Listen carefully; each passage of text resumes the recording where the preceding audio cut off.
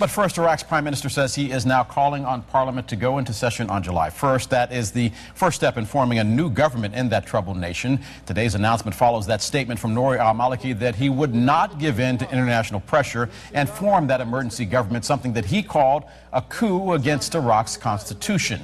Jane Arraf is in Baghdad, and Jane, ISL fighters have been going after major cities and targets. So by the time this new government is in place, is it going to be too late?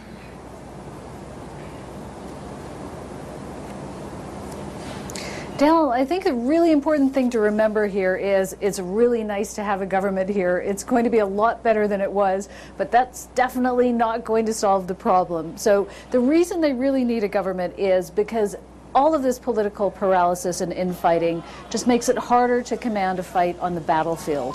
They also need a government because the U.S. has made clear that they're not going to engage in airstrikes or sending military advisors here to prop up an inefficient government that's seen as sectarian. So for those reasons, they need one. But it's not expected really to have any control, any positive effect on what's happening out there far away on the ground in battle. That's going to be purely up to the Iraqi military, which has very little connection to Parliament, and to the U.S. as well.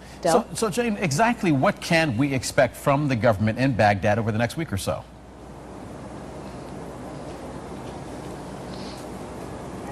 Well, they have to meet by Tuesday, which it's been announced that they will. That's a constitutional deadline, so it's not really a matter of choice. Now, here's the tricky thing. Last time around when they formed a government, Parliament met when it was supposed to, but it actually took 9 months to come up with a cabinet. And even now, we're talking 4 years later, there is still no full-time defense minister and there's no full-time interior minister. So you can kind of see why the country is in the situation it is regarding security. When Parliament does meet, there will be ongoing talks to come up with a government, which Maliki hopes that he will again be the head of. Our Jane Arraf for us in Baghdad, as always. Jane, thank you very much. Steph?